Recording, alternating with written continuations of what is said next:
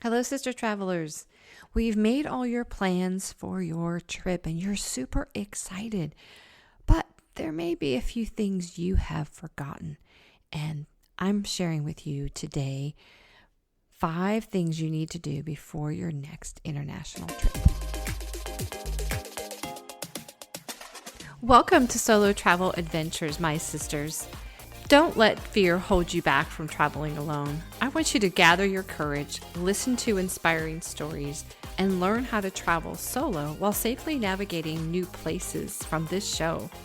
I'm Cheryl Esch, solo travel advocate and travel coach, and I want you to have a transformative experience when you travel solo.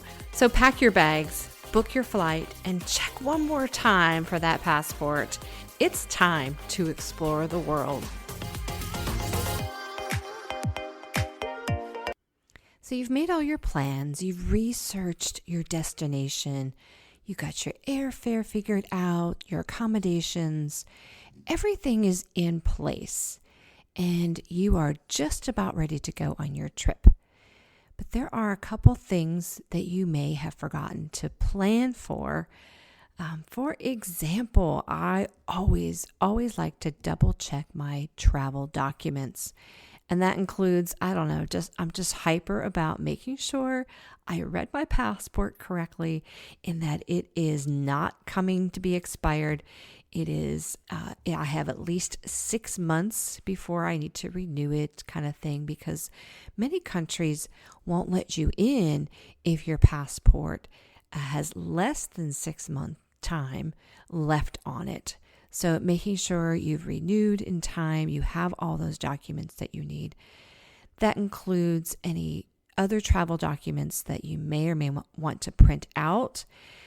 If you need a visa for where you're going, I would just say gather all those travel documents and make sure you have them in one place.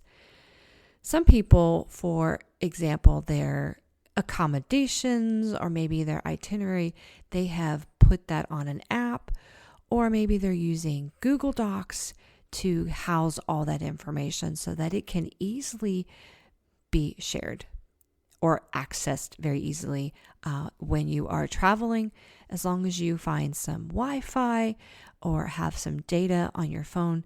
Some of this can easily be accessed.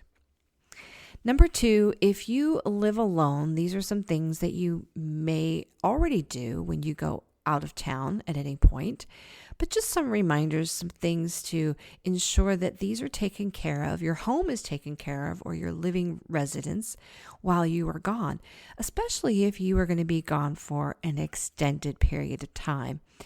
Things like your mail, your pets, if you have any, making sure they're, of course, being taken care of.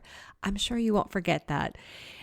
Plants are being taken care of. What are you doing with your car? Is it staying at the airport? Is someone else keeping it? Or is it staying in your garage and you're Ubering to the airport? Things like that.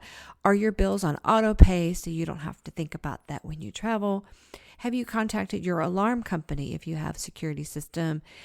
Unplug all your small appliances. There have been some cases of, not many, but I did recently see a fire that got started with some lithium batteries that were being charged in a garage. So making sure those kind of things are unplugged. Clean out your refrigerator, of course. Take out your garbage and set your thermostat. And always give a key to a neighbor, possibly. So if something happens, or maybe you have someone staying at your place to take care of all this, and that's fine too. We just want to ensure your residence is taken care of while you are out of town. Number 3, exchange money beforehand. It is going to be less expensive that way. I like to do that. Some of this depends on where you are traveling to. Some people will tell you you don't need cash, and there are certain countries that are completely cashless, so you do need some sort of card. Credit card is preferred while you're traveling, and most places will take that, but I like to keep, some countries it's good to have that currency in hand, especially smaller bills for maybe some tipping. it's just good practice. I have found myself arriving in a country and, maybe needing to use that currency for a taxi or whatnot. So having some beforehand and not using the airport exchange system, the airport exchange you'll get less for your money because they don't have a really good exchange rate. So I have a bank that I go to that can give me some exchange of cash for that currency where I'm going. It's always good just to have a little bit of that. I'm not saying, exchange all your money for that currency, but having a little bit is helpful before you get there. And then along the lines of finances, notify your credit card company of your travels. In some cases, this is not necessary. For example, I have Chase. I did notify them last year when I was traveling, and they actually told me it was not necessary to tell them, but I have heard other credit card companies do require that, or else they will kind of shut down your card for fraud because they're not aware of your travels. So definitely just make sure that's on their radar and there's some sort of note of that.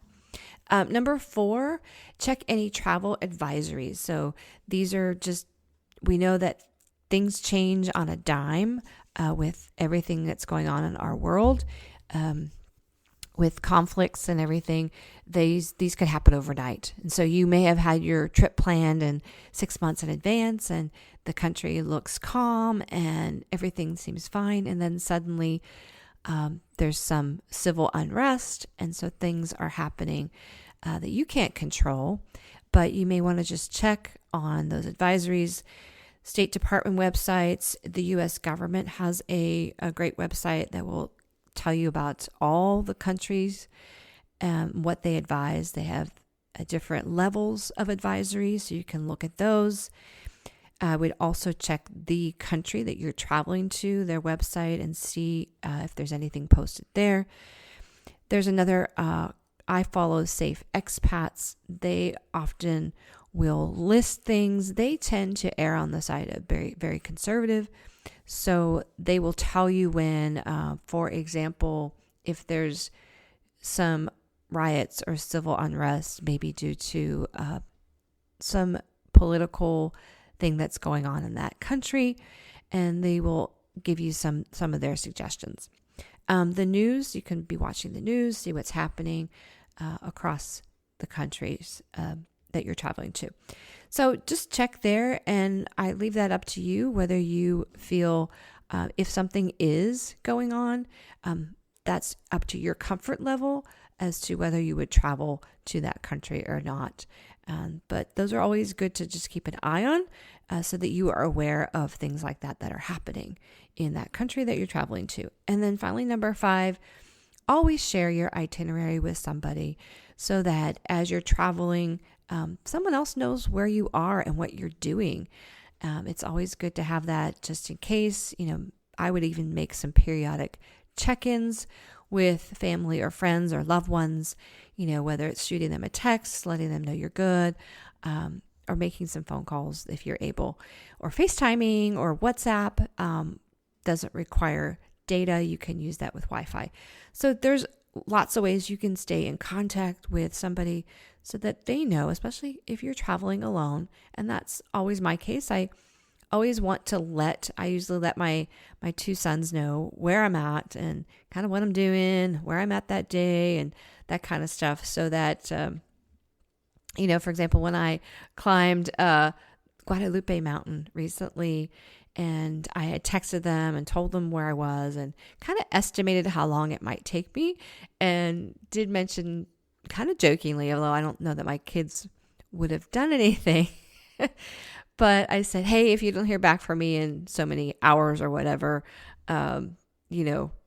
maybe something happened, but it did take me a little longer than I anticipated. And I did text them right away as soon as I came down from the mountain to let them know I had safely accomplished the hike. So those are 5 things. There's lots of other preparations, as you know, that go into planning a trip and traveling. So these were kind of just little ancillary things that often people scramble towards the end or the week before their travels. They kind of forget.